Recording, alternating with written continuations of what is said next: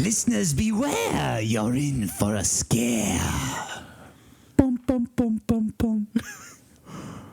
Welcome back to State of the Franchise. The podcast discusses franchise of all shapes, sizes, backgrounds, types, and genres.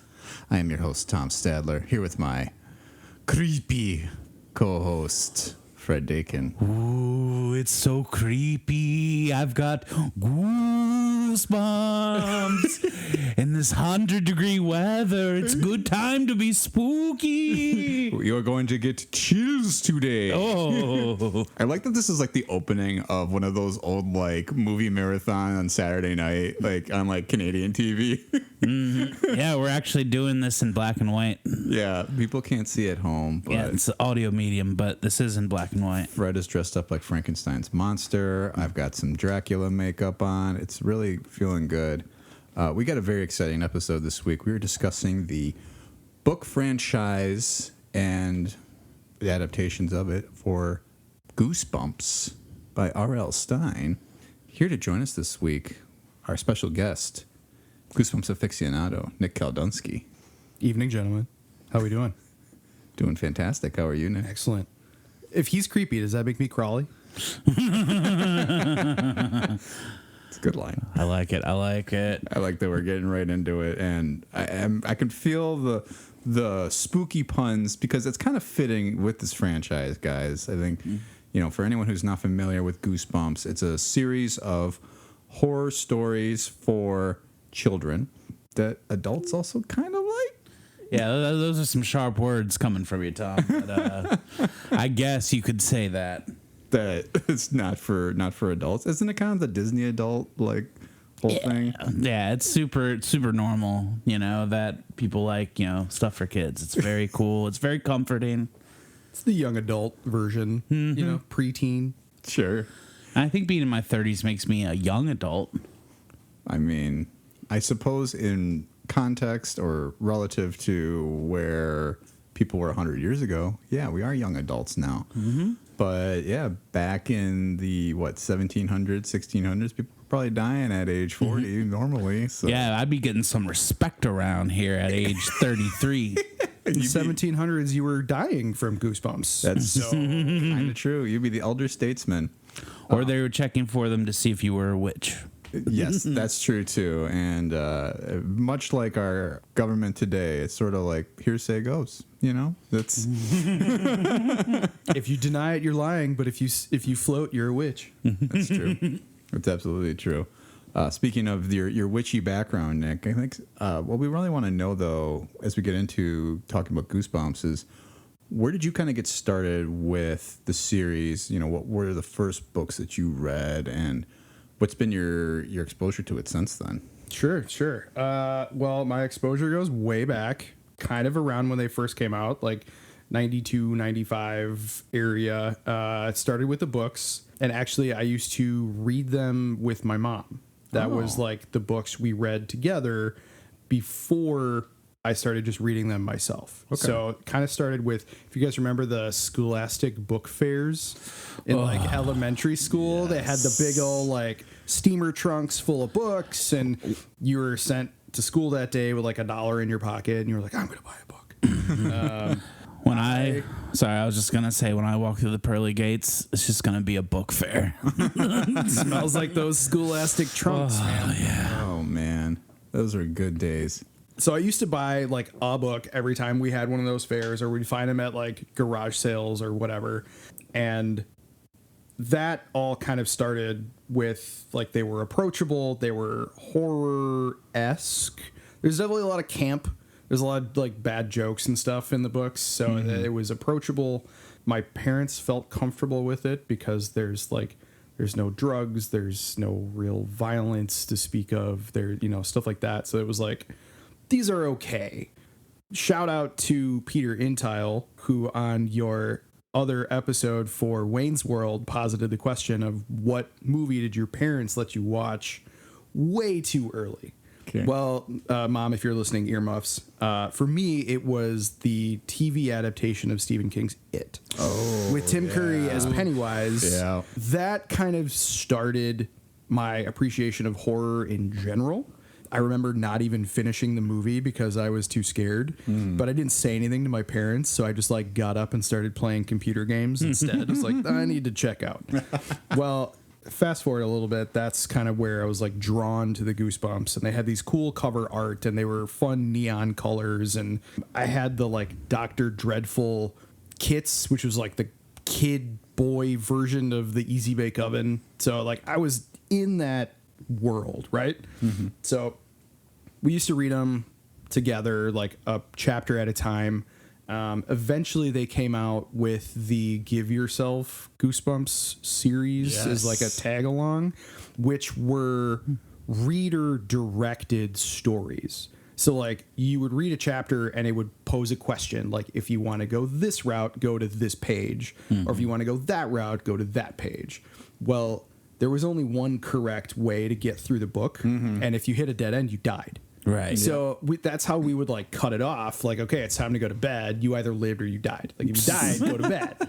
So that was the introduction, and then Saturday mornings came along once they started doing the TV adaptations. Watching that was like an okay thing to watch because it was kind of as funny as it was scary. So my parents were like, this is okay, this isn't too bad. Meanwhile, I'm like getting bad ideas and like wandering into the abandoned barn in the neighborhood next door and like trying to all that kind of stuff. But so that's kind of that was my intro to the series and kind of like got hooked. And I think for myself, and I'm sure many fans of Goosebumps, it was kind of the gateway, if you will, into a broader appreciation of horror in general. Sure. So, you know, it's the Mary Jane of horror books. It's your gateway drug. Yeah, that was kind of how I got started. Sure. Yeah, that's definitely, I feel like you're probably not alone in that. Yeah, that's like what my brother went through. It was him and our grandmother would read the books together. And by the time, like, I was a little too young as they were coming out. I was like 3 or 4, but I could take them off the shelf and I could look at the pictures. Oh, yeah. And, like, that was enough to be like, oh, God, because he literally had rows of them. And so I definitely think you were at that right time because you were getting all the goodies and stuff. And yeah, I was a little late for it, but I definitely was very into it. And the TV show was one of the few shows that aired on public television. That's right. Yes. So that's big for me. That's right. So you did not actually buy any books yourself, Fred? No, it was like a lot of things in my life, kind of like a hand-me-down interest, you know? It was just there. And, of course, you know, it's very enticing to, like, just look at the covers, you know? And even, like, I remember just kind of reading the backs of them for a while. And then eventually I got into just reading them. Sure. And I think the covers are, I mean, now you look at them, you're like, okay, these are fairly tame. But as a kid, you're like, holy cow, these are creepy. Like, Yes. And some of them definitely more than others. I mean, there's one called Chicken, which is literally like it's a body of a chicken with a kid's head. yeah. Like there are some that are definitely in the like campy realm, but then there are some like I brought the one called You Can't Scare Me, and it's like dark sepia and orange tones, and it's like these mud monsters coming out of like a swamp, and they're like legitimately scary, even for, you know, the protagonists are like 12, 13 years old typically. So Right. I think the cover art, at least on the original run, was like one of the big draws because it was so well done. Yeah. And I know I sent you guys a photo in our chat leading up to this episode where as a kid I had a Say Cheese and Die t-shirt, and I don't know that I would even describe myself as like a big Goosebumps fan at that time, but it was pretty cool having that shirt. I bet. And that's probably one of the creepier covers with the skeleton family at the cookout. And because it's just very unsettling being like, well, what the heck are we looking at here? Why are these people in action like this? Yep. Yeah, there's like a lot of dread to the pictures, I think. No, absolutely. I think there's a sense of like uneasiness every time you look at one of them, even when the most the tame one, it's like what the chicken you got the head of the girl on the chicken, but it's still sort of like, okay, what's happening here? It's like something's not right in this world. But yeah, I think my experience too is very similar to yours, Fred, in that my sister was the one who initially started buying and collecting all the books, so that's where I saw them at the Scholastic School Fair then. And I'd be like, get this one. And I would kind of have to implore her, like, oh, man, this one looks really good. And I was like, we don't have 32 yet. We got to get that one. Yeah. And by the time, like, I was going to the book fairs, the series that was definitely not as good as Goosebumps were, and I couldn't even tell you a title, but the scheme of the titles were a monster doesn't do this. Like, vampires don't do homework, or werewolves don't teach gym. Oh, yeah. And I know I got it from the book fair, because the thing with the book fair with me, if the book came with like a little bullshit toy, that's what I was getting. And I remember getting like a rubber bat with the book. And it was just definitely one of those pale imitations of the Goosebumps, though. Well, it felt like a lot of them were all pale imitations even after this. Remember, what was it? Fear Street was his other book Well, series? Fear Street's a little different. Fear Street's a little different. That I'm actually gonna let our guests take it. That came before Goosebumps. Okay. And actually, I had to check this out, but the Netflix adaptations of Fear Street are actually adaptations of those Stine books. Oh, okay. So that's kind of where that came from, and how R.L. Stine was approached by Scholastic to create kind of a kids series, because he had already done Fear Street, and that was already a standing, like, developed product. But Fear Street was more slightly older than Goosebumps. Like, Goosebumps was supposed to be like the next, like, younger generation for, like, getting them appreciation of horror. Sure. Yeah, Fear Street, I've only I read one of the books, and I saw the Netflix show, which is pretty cool show, because it kind of feels like you're watching R-rated Goosebumps, and it's pretty fun that way. Yeah. A lot of 90s needle drops, which is pretty fun too. Yeah. Get down with that. Yeah, it was more R-rated, and I feel like it was probably more targeted toward like people who are reading like Hunger Games, or like kind of that like YA that's a little darker. Yeah. I feel like that's the sweet spot for Fear Street. Gotcha. Yeah. I've never read or seen anything of Fear Street, so that's why I'm sort of confused, because I almost thought it was a separate series at first, because wasn't there a competing like book series for Goosebumps that was by a different author? The name Grisham keeps coming to the head, but that's obviously not right. No, I'm not sure. I can only think of the one I was talking about earlier, and then the Nickelodeon one. Oh, Are You Afraid of the Dark? Are You Afraid of the Dark? No, that's my jam. If we want to do a podcast episode on that. Which man. I hear, like, that is definitely, I hear there are people that are Goosebump people, and there are people that are You Afraid of the Dark people. So, Are You Afraid of the Dark actually came before Goosebumps by What? like 5 years. Was before the Goosebumps series. It was a TV show? It was a TV show first.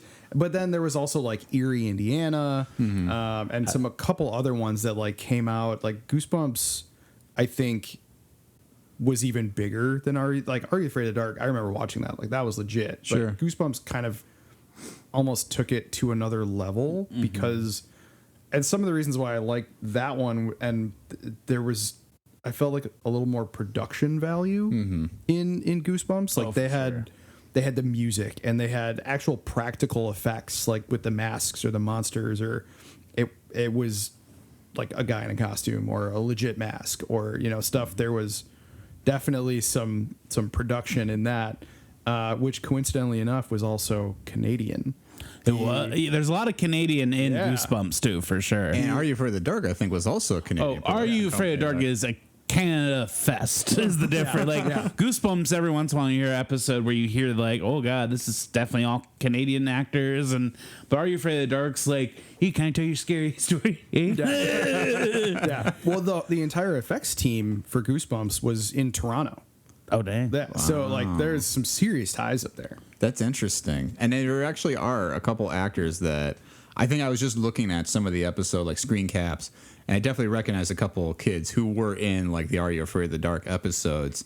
And it's interesting that these were all at the same time, because it kind of feels like it was almost this like kids horror renaissance of like, we're going to tone down Stephen King and all these other popular like 80s entities and start turning them into something that's more marketable and more, you know, consumable for like families or audiences of younger ages. And that's kind of something that you even brought up, Nick, was that it was sort of a gateway for you into your adult years. So even now that you're into more horror, you know, what keeps bringing you back to Goosebumps then?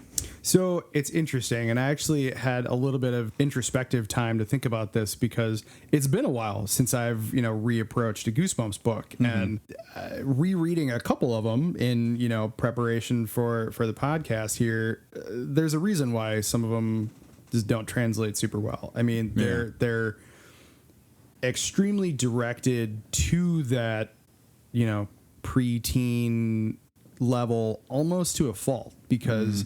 I mean, it hit the tone perfectly, exactly what they were trying to do and who they were trying to market towards.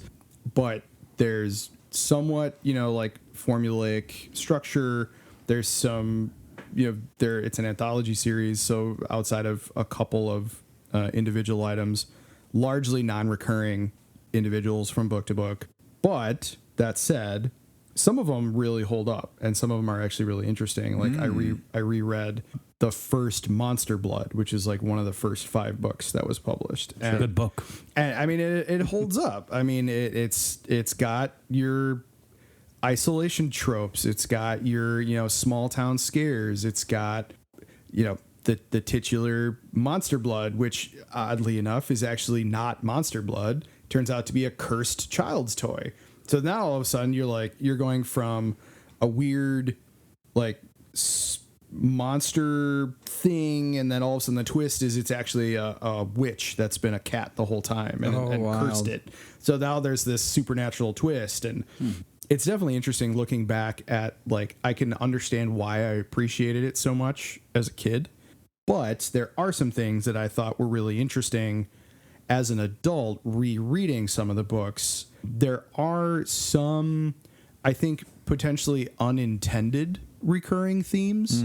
So things like adulthood is a scam, like largely a lot of the in the books. So they're all obviously through the eyes of the adolescent. And what's one thing that a lot of adolescents will complain about is my parents don't listen to me. Right.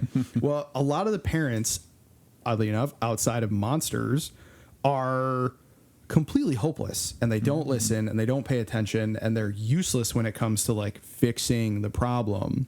And it kind of speaks to this broader sense of like adults in general are so tied into their own lives, and there's like this self-preservation interest of like keeping the facade of adulthood important, that they're going to ignore their own kid when they're telling them that their piano teacher is a monster, when, 2 seconds with the guy would have been like, oh, hey, maybe I should not be sending my kid here for piano lessons. Like stuff like that, where there's kind of this commentary on the lack of attention of adults. Yeah. A couple of other things that I thought were interesting were like, there's a continued theme of life is a game.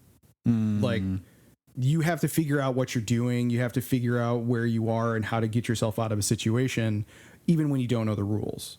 So like growing up and getting into adulthood, and like nobody knows what they're doing. Everyone's just winging it. Right. Like there's this unintended quote unquote recurring theme that like they have to figure it out. They don't know what's going on. No one believes them. They have to use their logic and their wits, and they fix the problem, or they find out what's going on. You bring up a funny thing with the parent thing, because I watched a couple episodes of the TV series just to kind of refamiliarize myself with some of the stories. And yeah, it was like they goofed on the parents in both these things. Like there's these really concerning, weird things happening in the house. And the parents are like, "You're fine. You're just exaggerating. I don't know why you guys are getting so up and about yourselves, or about yourselves." Is that what I actually said? Just calm down and watch some hockey. What are you doing? But yeah, I think there is an interesting thread though that you brought up there too, with like kids needing to kind of figure themselves out. It's almost kind of like, in that regard, it's things that kids want to do. Is like they want to be self-sufficient, right? Yeah. And this is like a book or a book series and all. They're just like, yeah, here are like kind of the tools that you're given to sort of, find your way into adulthood, and so to speak. And I wonder if that is like an accidental sort of like reoccurring thing, because the other way to approach it is like one of the scariest things for a kid is their parents can't help them in a bad situation. So it almost kind of develops that theme. And I wonder if like that's how he approached it, or if he just approached from a different way. Is he like, what's the scariest thing to a kid? Is like your parents aren't there to figure it out. Yeah. Well, isn't that kind of something we see too in like a lot of adult horror films and stories too? Is that these are people who need to be resourceful in the face of something supernatural or unusual happening to them. And it's like, well, what would you do in this situation? And so you're trying to like kind of play it down to a point of like, well, how would kids react to this? And it's just an interesting way to kind of look at that. It's like, yeah, it's not only, I mean, we keep coming back to like, it's a gateway, right? It's a gateway to this other thing. I mean, it's a gateway to adulthood too, as much as it is a gateway to adult horror films. Yeah. Yeah.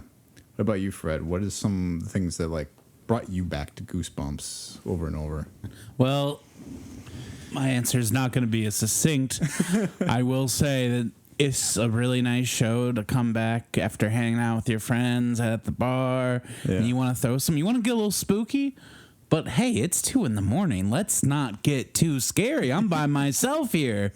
So that's how it works for me, because I'm a guy who loves spooky shit. You know, if you're pouring a glass of that spooky shit, you better pour two. And so that's why I like the show a lot, and why I'll throw it on every once in a while at night, is because I want horror that is safe. Like, I'm not going to put on like The Conjuring at 2 a.m. by myself with the lights off. No, that's scary, man. Yeah. But some Goosebumps, it's got like a really cool aesthetic and vibe. It's kind of like, even though it's not Halloween themed, it is just kind of like great Halloween aesthetic.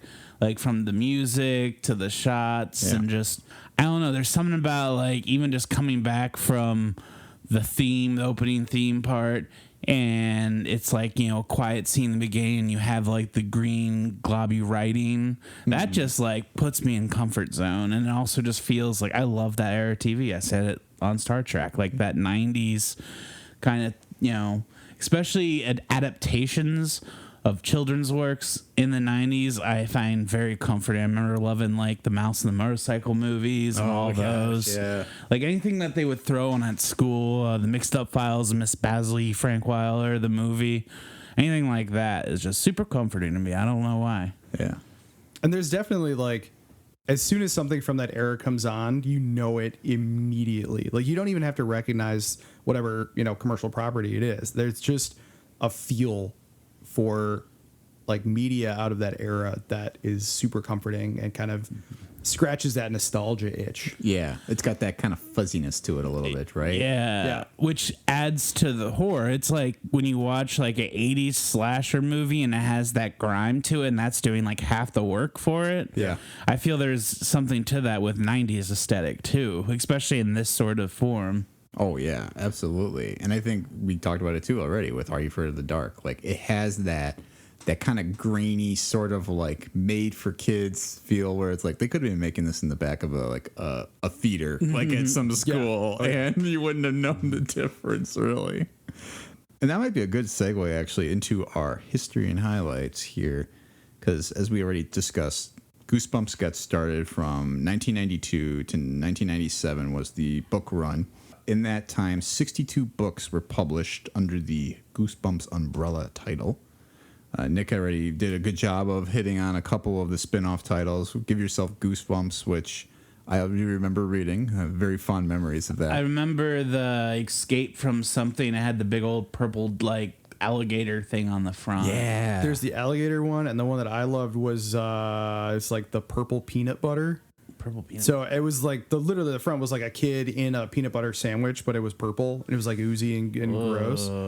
But every time I saw it, I thought of the like Smucker's combined like grape jelly and peanut butter thing. So it was like just a great cover. Oh man, they do the gross horror pretty well in some Goosebumps. I will say, not my thing, but I tip the hat. Yeah, absolutely. There is. With that, Give Yourself Goosebumps, that's basically just choose your own adventure, but we might get sued for the trademark because that's what Black Mirror found out on Netflix, right? And the cover pages, and I'll have to see which came first. I'm pretty sure it was this, but Scary Stories to Tell in the Dark. I don't know if you guys remember those books, but that was the first time I remember looking at pictures in a book and being like, oh my God, this is extremely unsettling. Well, those are like unsettling even for an adult, those stories. Like those are ones I wouldn't want to read by myself at night. I'll read a Goosebumps, and those crude like pen heavy drawings that were in those books were super frightening. Yeah. Yeah. Oh, that. I'm still just kind of like get creeped out thinking about a couple of the illustrations, which is something the movie did very well too. I thought it was bringing those to life, and you're like, yeah, that's still kind of fucked. So we talked about this too, that a Goosebumps TV series was then produced in Canada by Protocol Entertainment in association with Scholastic Productions. The TV anthology series ran for 4 seasons from 1995 to 1998. So pretty much once the books were at their end, the show came into being on the Fox network. So that's how you saw it on public TV, Fred. Probably saw it with Home Improvement, Bill Nye the Science Guy. Magic School Bus. Magic School Bus. That was the line. Zoom, maybe, if I got home early enough. Oh, man. Dude, everybody talked about Zoom. I've never seen that. And when the pandemic started, everyone's like, it's like the show Zoom. And what is Zoom? Zoom was like, what I remember was like a bunch of kids from all different backgrounds, of course, you know? Yeah. And it would just be like, oh, we're going to learn about China. And then one of them was in China, like, oh, look at this. They have chopsticks here, and they're like super like bland, boring stuff. Yeah. And then they would do like crafts, and then there'd be like songs. Like it was pretty much just like, I don't know, if kids made their own TV show, was the feeling of it. I remember like they made like a carousel with animal crackers and pixie sticks. Yeah. Whoa. Okay. I tried doing it. I remember I poured all the pixie sticks because you just need the straws into a big old Ziploc, and I was just like gumming that for a good week. Oh, man. Why is Fred shaking? Oh, that's why. So we got through the end of the TV series, and then they first started talking about a Goosebumps film in 1998, which was going to be produced by Tim Burton, which is very interesting news that I had never read before until I was doing research for this episode. And the film did not materialize because they could not find a script they liked, and they really couldn't find a book that they wanted to adapt into a film, which I think when you look at some of the books that, you know, we're looking at before, they're thin. Like there's not a lot of meat to these. And they're very much like formulaic. Like I remember I saw an interview with R.L. Stine where he talks about how he writes the books, and when you hear it, it's kind of takes a little air out of the balloon. But he's just like, yeah, I have a story idea, and then I have my chapter outlines, and I know at the end of every chapter there has to be like a cliffhanger or a jump scare. And like he just had it broken down super mathematically how he does it. Oh no! And he starts with the title a lot. Really? Like it's so backwards from so many other like he literally started like for I think all of Goosebumps he would start with a title and then work his way into the book. Wow. Which I can't even imagine. I mean, I guess you have to be a talented author in order to be able to process a book that way and a story that way. You got to know a lot about like writing and, you know, books to be able to be so like calculated about that, I think. Yeah, because like I think R.L. Stine gets a lot of crap. You know, we're talking about, you know, a kid's version. Everyone's like, oh, he's the kid's version of Stephen King, right? And it's sort of like, but he also has sold a lot of books. I think he's got the second most selling book series of all time after Harry Potter. So it's like, you know. I don't look, because I mean, like, I get it because they're both like horror, like kind of nerdy horror authors. But I feel like there isn't much of a comparison. I feel like Stephen King is like a character guy with really sloppy horror, and R.L. Stine's a guy with really tight horror and pretty flat characters. Because every book you start reading, it's like, hi, my name's blank. I'm this years old, and this is my thing, like, that I'm interested in. Or here's my problem, my brother. And, like, they're still good, but, like, there's not character development. And Stephen King's, like, all character development. I mean, if you're not in a Stephen King book for the character development, you might be a little disappointed by some of the stories sometimes. And well, we'll save our King universe for another day because there's a lot of stuff to talk about. But I mean, there's definitely some books where I'm like, and that ended. Okay. Well, Well, you brought up like they were trying to figure out like a book to do this, and then later we'll talk about later what they ended up doing for the movie, which I knew was trouble from the start. I just didn't like that approach. Jack Black. No, but what I would have wanted, and I'm not like jumping ahead too much, I just want to throw this out there, is I think they should have just collaborated with R.L. Stine and made a movie-length new story. And maybe have like a cameo or a scene with Slappy or something. Like you bring in like one big heavy in it. sure. Well, and R.L. Stine has the catalog of adult horror. Like, he didn't just write young adult or preteen horror. He has adult-focused novels. Yeah. And he's also written film novelizations for other movies. Like, he does know how to do this. So, yeah, pick a Slappy or pick, there are very few of the Goosebumps stories that are more than one book. There's a couple that are like 2, 3, 4 installments. Pick one of those and don't necessarily like adapt the book, but use it as like an idea framework to like jump off. I do wonder if part of the problem with what they were trying to do, though, in adapting a story is the fact that a lot of these stories are almost like parodies of familiar stories. You have the Phantom of the Auditorium. Yeah. And I'm like, okay, so Phantom of the Opera, and then you got, like The Mummy or whatever it was. Like, it's like, okay, this is just The Mummy. That is something that he does that's similar to Stephen King, is if he's going to give you a vampire story, it's not going to be your normal vampire. He's going to have his own creative twist on it. I think that's a good comparison. Yeah. Like if you read like Salem's Lot, doesn't read like your traditional vampire, and neither does Vampire's Breath. Sure. Yep. Yep. I've never read Vampire's Breath. So what's the encapsulation of that story? I don't know. That cover, though. Vampire peeking out of a coffin with stinky breath. That's actually one I looked at and decided to not read in prep, so I can't say. Great. I don't remember it being a memorable story, but the cover is definitely a thing. And I also remember it playing on the vampire mythos a little bit. Ooh, a good example, I'll say, one of my favorite of the TV adaptations, which they did like a 2-part TV, was Werewolf Skin. Then I don't remember the full mythology behind how they did it, but it was the idea that they had these like werewolf skins that they had to put on, and that was like how they transformed. Like this, it was kind of like the Haunted Mask, but with a werewolf skin. Yeah. So maybe think to actually pull up some summaries too of these books. Nikolai was a normal kid till. There are also like some author tropes that like did bleed into Goosebumps that I think he doesn't get enough credit for, right? Like there's the unreliable narrator, or the he always has a twist ending, or it's never exactly straightforward, but that's in like the best of Goosebumps, whereas there was a lot of them that were like very kind of flat. Yeah. Yeah, like the cover was doing most of the work. Yeah, like definitely. Deep Trouble. Couldn't tell you what happens in that, but that hammerhead shark on that cover, that's scary. Legit.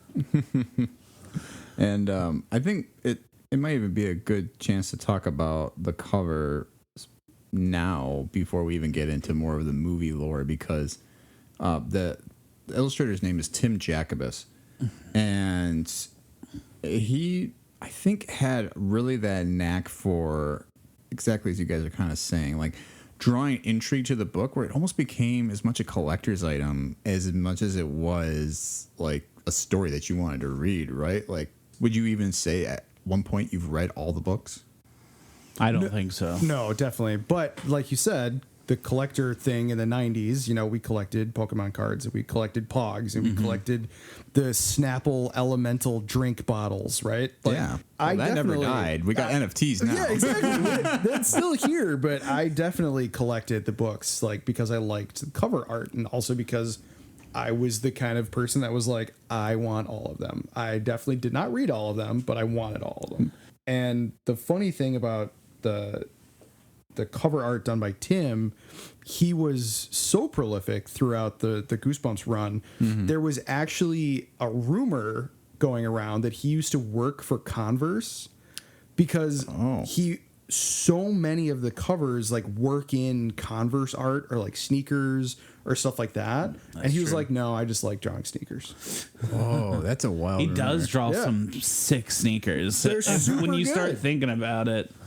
I will say, like, when I always told myself if I buy a house eventually, I'm not a collector person, but I am gonna hop on eBay and just buy all of them, just have them in the house, just because that's like one thing. I think they're cool looking. It's not a super expensive thing to get interested in. Not at all. You can get them all for like $150. Yeah. And like I'm gonna pull that trigger and just have them on the shelf because, kids, I would love to read them with a kid one day. Also, me, just like, look at that, that's scary. Now, are you talking about the whole original run, or are you going to get all the spin-off books too? Like, what is this? Originals and spin-offs, and then I'll probably decide my cutoff as I go. I actually had that exact scenario where I'm trying to get the entire original run. My daughter is not old enough. She's only 8 months old. It's a little too young. A little too young. But just recently, we had two of my nieces stay with us, and I typically tell them a scary story at night whenever they stay over. And I actually adapted one of the scary stories to tell in the dark, stories to them, brought it down to earth a little bit. But this last time I was like, I don't really want to come up to anything. Why don't you two go pick a Goosebumps book off the shelf, read it, tell me what you think. If you don't finish it while you're here, take it home. So right there was the first, they're approachable. They're the right age. Have at it. See what you think. Yeah. No, I think that's definitely a good way to go about it. And it's definitely good to think about who's going to be able to have it. I mean, it seems like you could read one of these in a night if you had a guest over or nieces, nephews, kids. There's definitely some easy consumability with these books. I think it definitely is legit. But yeah, so I think that's definitely a big piece of what makes these books kind of stick is the art. And yeah, the collectability is big.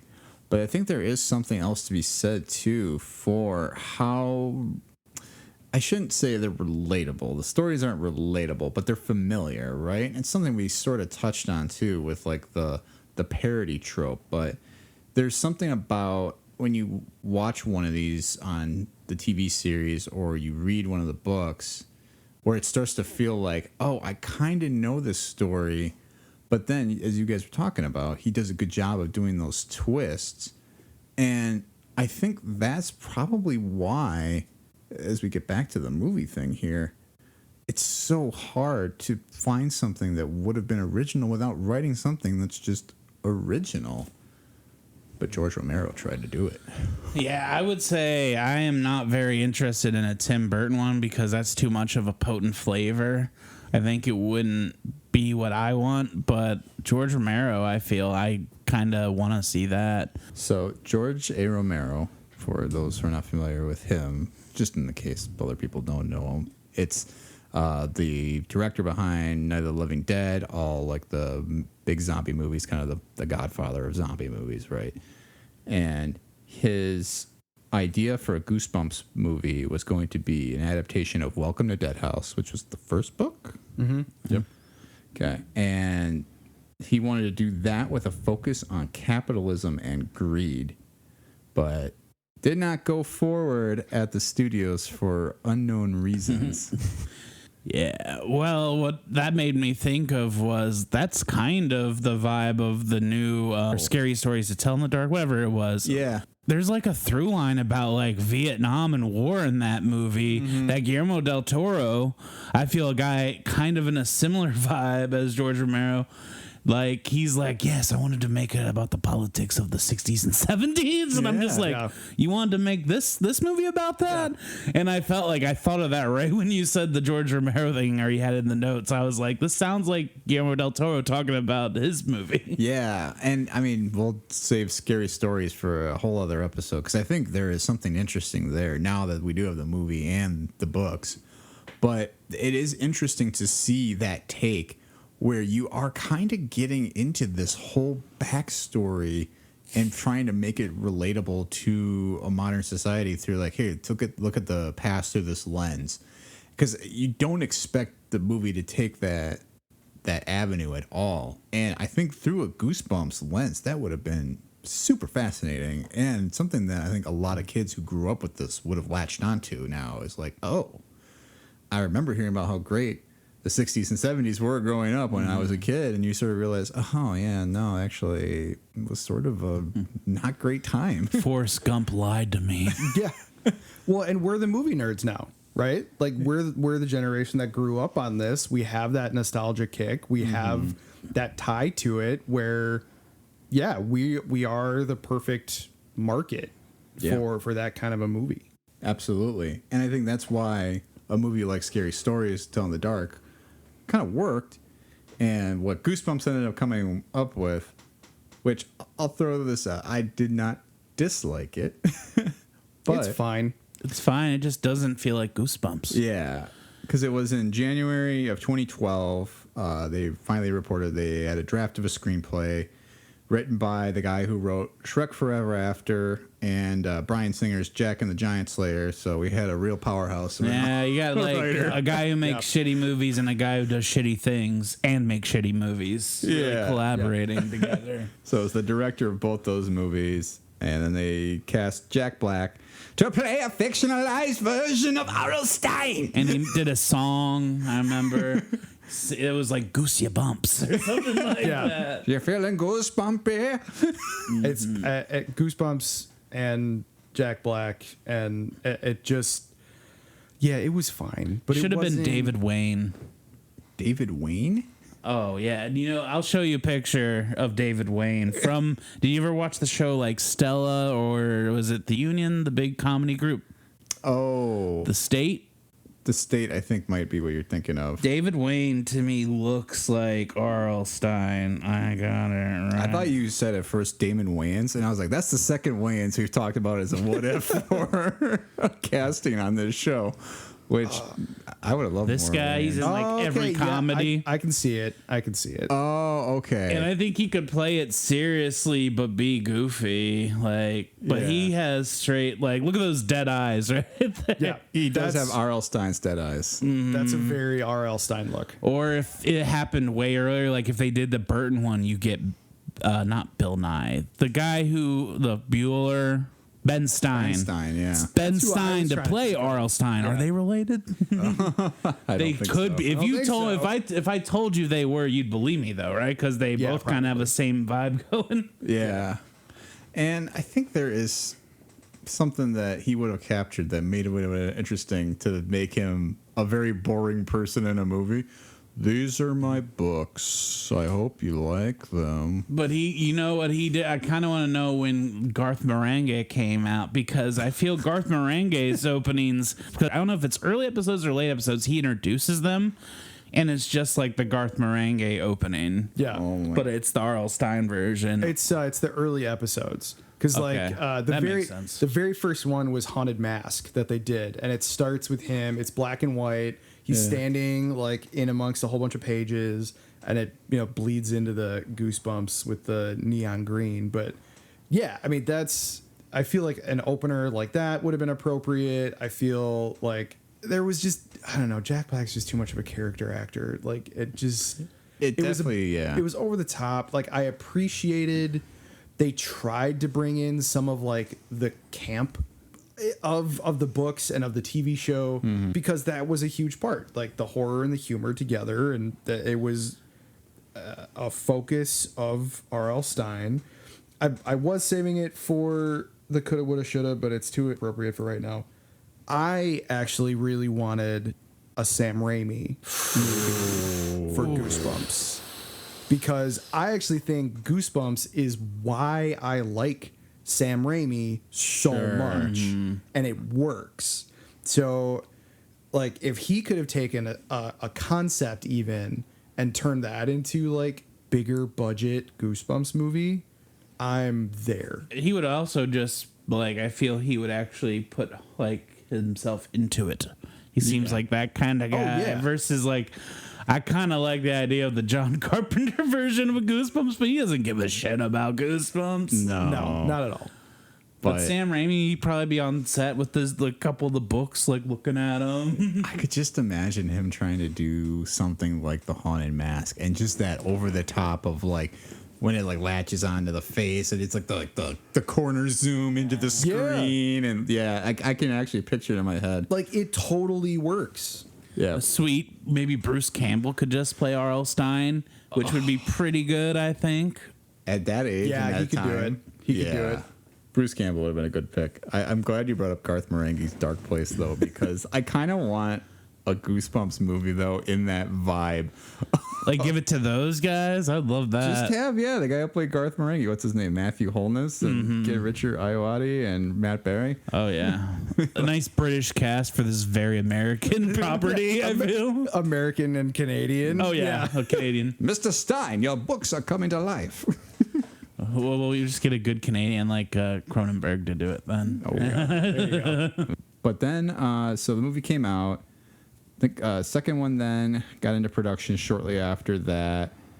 Didn't really hear anything about it, so I assume it wasn't great. I remember watching it, and I was like, ooh, Jack Black's not in this, and he was in it.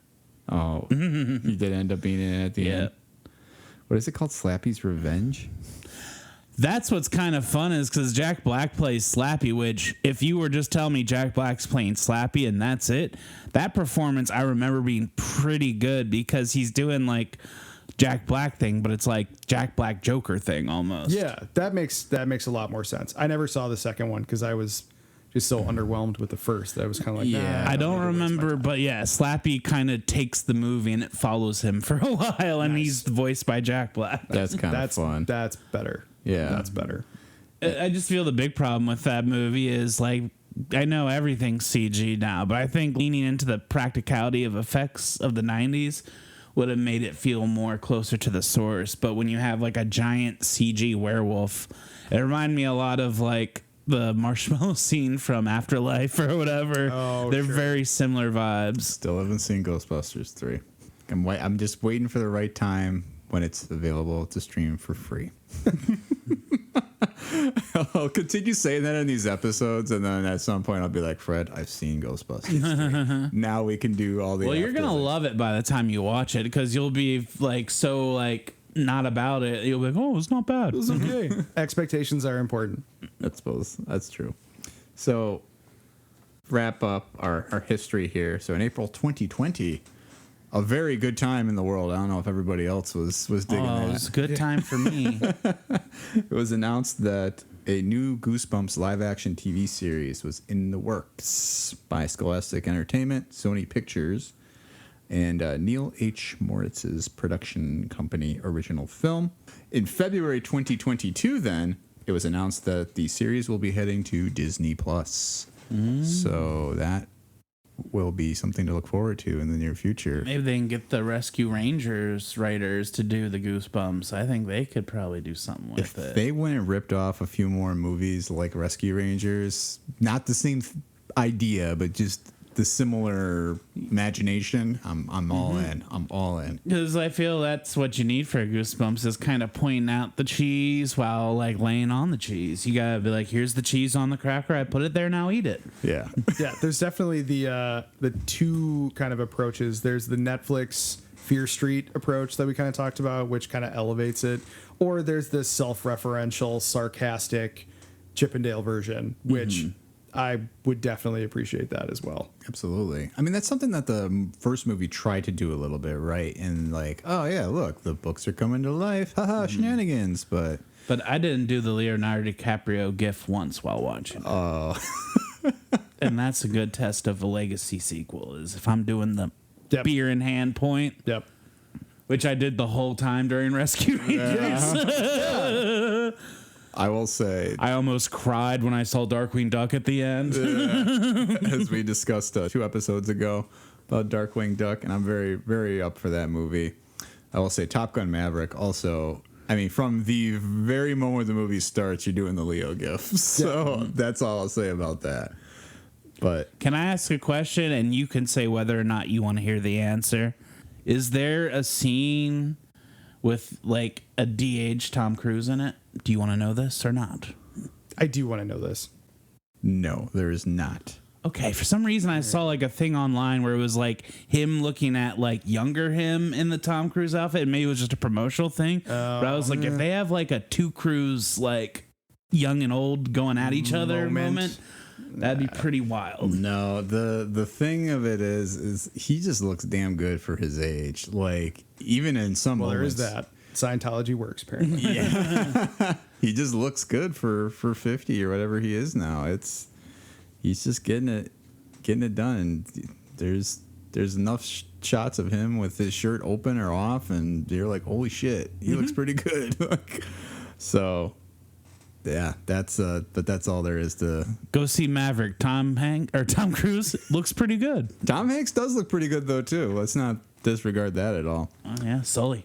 Yeah, so we already started getting into coulda, woulda, shoulda, and I definitely wanted to stretch a little bit further because I think we've talked about some very good ideas so far, but I mean, is there any other things that are really on the top of your heads of like things you would love to see from the series? Maybe hopes for beyond the Disney Plus series of like another movie adaptation. Some of the unreleased books I would love to see come out. That would be cool. There's an entire series called Goosebumps Gold that was never released. In the 90s, there was a legal battle between Scholastic and Parachute Press over IP rights and monetization and marketing, and it ended with Scholastic purchasing all of the IP rights, but in that shuffle, there was an entire series that has yet to be released. Wow. So I would love to see that.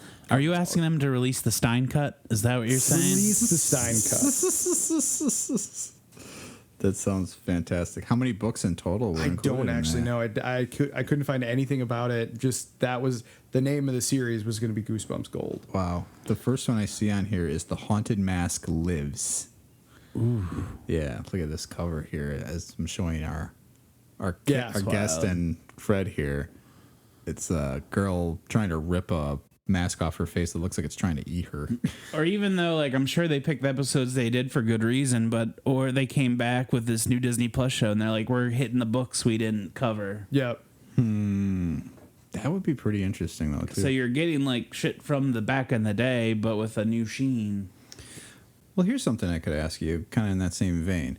So we just got like a rebooted Twilight Zone series, right? And we also have gotten a rebooted Creepshow series.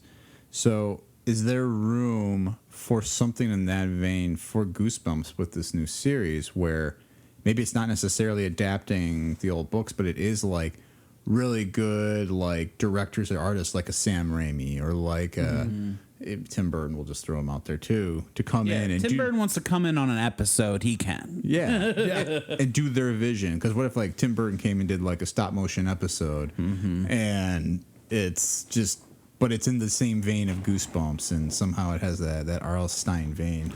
I do like that. I was gonna say, if you think about it, like if Tim Burton comes in and says he wants to do an episode, you're not saying no. Right. Like, yeah, I think that would be really cool. There's definitely some interpretation depending on the director that could be really cool in different directions, but I think that would be fun. I'm excited for the Disney Plus, but I'm also apprehensive. Yeah.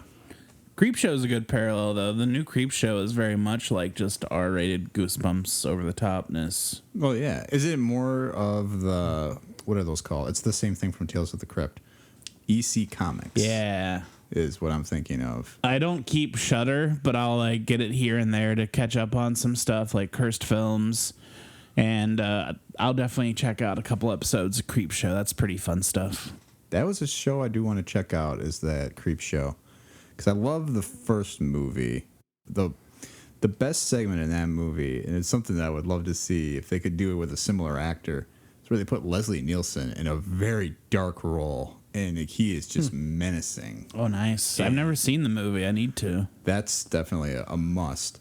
But I love it because it does exactly kind of what Goosebumps does, and then it sort of turns your expectations. Because when you see Leslie Nielsen walk on screen in a movie from the late 80s, you're like, okay, things are about to get goofy. You're going to get some fun parodies. But no, he is just straight up like menacing, just like evil, and it's like a really good role for him to chew the scenery.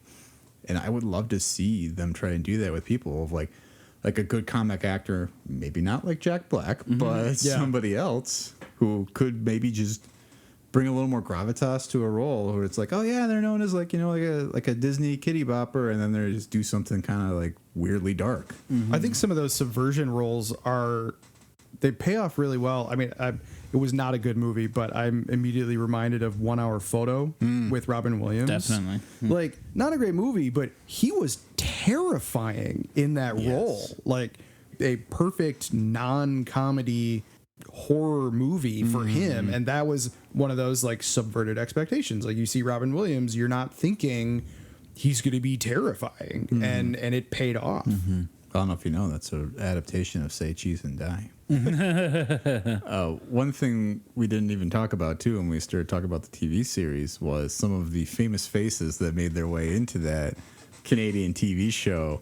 One in particular we'll definitely have to bring up is Ryan Gosling, since he's about to have his little reemergence here in the next few months. And him in Say Cheese and Die. Yeah. And it's just kind of mind-blowing to see some of these young actors who were nobody at the time and then came on to something. And then I saw Hayden Christensen in Night of the Living Dummy 3. It's about the acting you'd expect from him at that age. But is he better or worse than the kid in Phantom Menace? I think that kid, Jake Lloyd, who played young Vader, I think he got a real tough run. Like, he's better. Jake Lloyd, I'm saying, is better than young Hayden Christensen, but I don't know. I feel bad for that kid. He really got a lot of crap for being, 10 years old? And all these, like, adult nerds kind of like us are just telling him he sucks. Just crapping on it. And you've got George Lucas, who has a famously poor dialogue writing. Like, that's... And he was also giving line reads to everyone, too. Yeah, right. The guy with the most boring voice was giving line reads. Okay, now say, I don't like sand.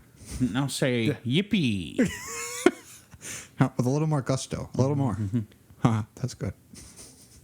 Yeah, it was a very interesting series, so maybe we will see some more kids who end up becoming bigger name actors down the line. So I think that kind of gets us now to the end here and talking about our power rankings, which this week I'd love to talk to you fellas about the top 3 covers from the books. And Nick is our guest. I'll have you kick us off. All right. So... And maybe what you can do is describe the cover a little bit, just so people, since we're doing a podcast. We're trying to paint the picture here. So these are, like you said, covers only and don't necessarily tie to the story underneath. But one of my favorites is, I mentioned this story earlier, it's called You Can't Scare Me. And it's one of the original run. It's fairly early on in the 60-book series, but it's... the cover is kind of like sepia toned. It's orange. It's got trees and like fog in the background. And so that's the like secondary run. I might have it here. It kind of looks like the Swamp Thing, but made out of quicksand. And there's a it's like couple of them. mud, clay. I didn't bring it, but I got it now. It's I didn't know they did a secondary run of covers. Yeah. So for the listeners at home, I'm looking up the covers so we can all look at them at the same time. And I found a remade cover for this book that he's talking about. Yeah, that's the one. Yeah, that's the one. So it's got like the tree and the swamp, and it's about like these mud monsters that are... You find out in the book that it's related to drowned villagers that the upper class didn't save. Yeah, but it's just got that very creepy like Swamp Thing vibe to it, like traditional horror monster kind of deal that I always thought was a very, very cool cover. Would you say it was the greed and capitalistic nature of that upper crust that prevented them from saving those people? Absolutely. Because then Romero was the guy. Yeah. That there's your trope right there. The bourgeoisie rising again in the future to kill your grandchildren. Clearly. I just wanted to say real quick before you go on to your second one. I do also love that they also have little like taglines for every book on the cover too. This one is "They're coming for you." which is also a reference to Romero, right? They're coming to get you, Barbara. So the next one is one of the probably most famous covers, and that's The Haunted Mask, the first one. This was also the first adapted book for the series. It was their very first episode. 2-parter, by the way. They did that a lot, not sometimes unnecessarily, but it's a girl standing like center focused on the camera, and she's got this like green goblin mask that she's like trying to pull off of her head. And I think that one just spoke to, I don't know, like I definitely did this, but I'm sure a lot of kids, like you got your head stuck in a mask and it was weird and creepy. And especially if it was one of those like heavy plastic rubber ones, you got all clammy and kind of like claustrophobic and you couldn't get it off. It kind of speaks to that. So that's one of the reasons why I love that cover. Yeah. Yeah. Oh, yeah. That's a Could classic. kill. Yeah. And then my favorite, and I'm sure this is a classic amongst aficionados, is The Night of the Living Dummy, which is the first iteration of Slappy, the ventriloquist dummy. And it's not just that it's like the front cover is the dummy and it's the face, but it's not just the fact that it's kind of like a creepy looking ventriloquist dummy. They actually drew it so that the face is tilted and slightly turned. So it's actually like menacingly not looking at you kind of thing, but the eyes are on you, which is, so like scary. To me, that's even more creepy than it, like if it was just staring straight at you. It's kind of got that Sam Raimi corner zoom thing going on, but it's another one super early in the run. It's the introduction of probably the most famous monster in all of Goosebumps. But that one, it just, to me, like that's the creepiest of the books, of the covers anyway. For sure. And also another Romero reference with Night of the Living. Yeah. Yeah. He walks, he stalks is this tagline. That's a good pick, though. I think all three of those are very vivid covers. And if you have never seen a Goosebumps book, we'll have some in our promotional photo this week you can take a look at. But otherwise, I would definitely encourage you to Google that and take a peek yourself, because I think they're quite enticing. Tim Jacobus definitely did a very good job of luring kids with that. That sounded bad. Luring kids. Trying to market to children. There you go. Fred, what about you? I have 2 lists, so I'll go quick. These are my favorite. Werewolf of Fever Swamp. It's pretty basic. It's just like a wolf in the swamp howling. But I think the color scheme of the book is really cool. It's got like a purples and blues. Yeah, right. It's more the coloring that's something on that one, I think. And then I have Welcome to Camp Nightmare, which is like the tent with the spooky hand coming around it and just the glowing eyes. And I'll say the other one, Scarecrow Walks at Midnight, which is just a creepy scarecrow. And scarecrows, werewolves, these are things that I find super creepy. Yeah. It's very like Jeepers Creepers-esque. Oh, yeah, definitely.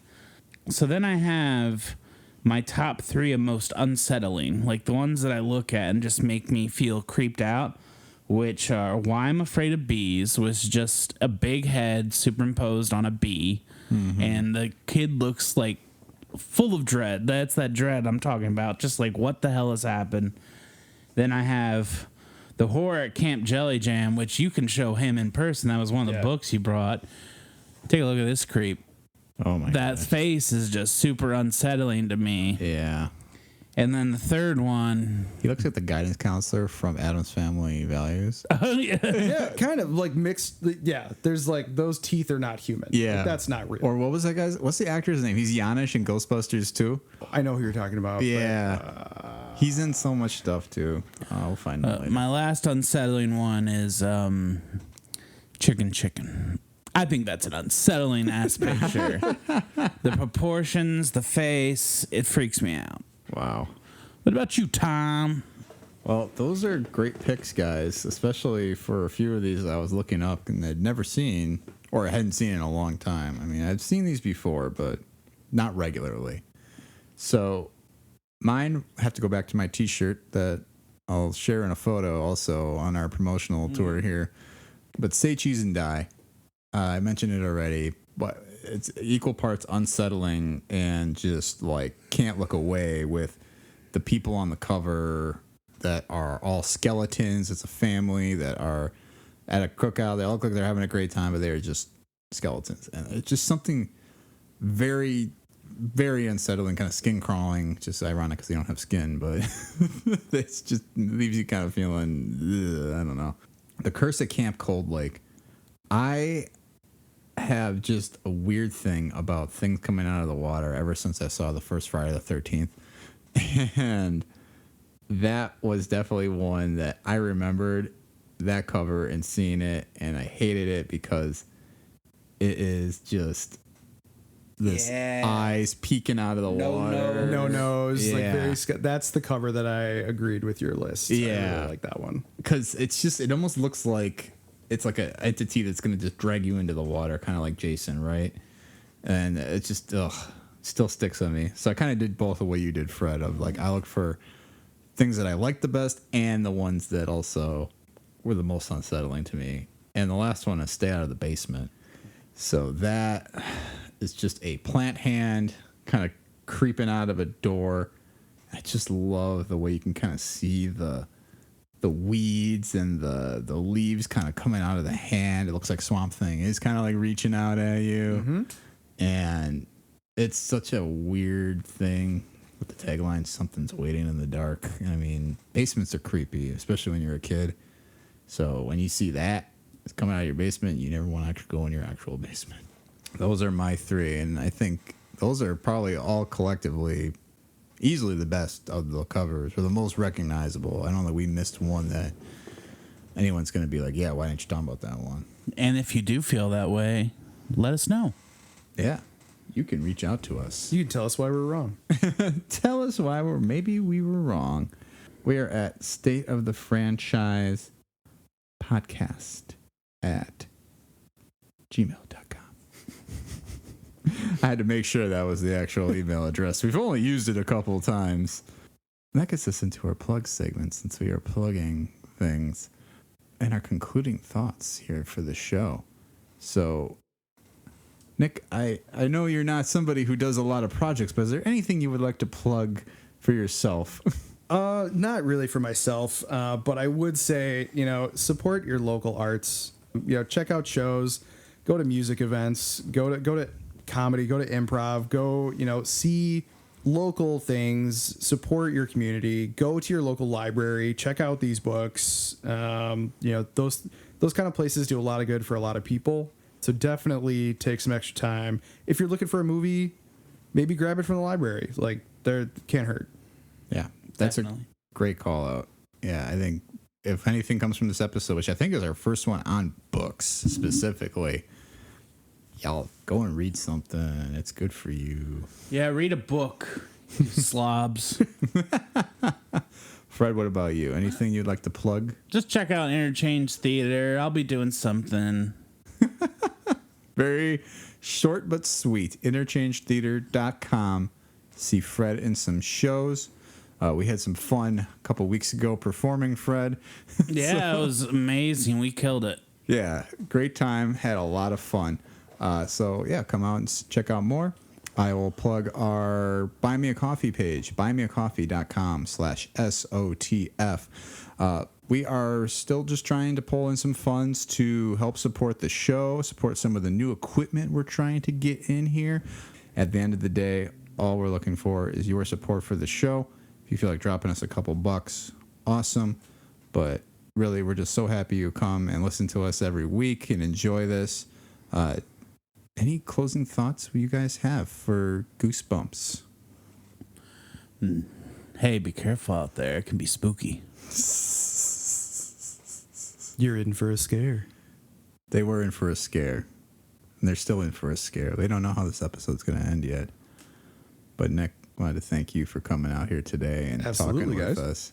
This has been a lot of fun talking about Goosebumps. And stay tuned for next episode. We'll be talking about Curb Your Enthusiasm, the HBO TV series by Larry David. Bum, bum, bum. What else can we even say after that? That's the end of the episode. Thanks for tuning in, and we'll see you next time.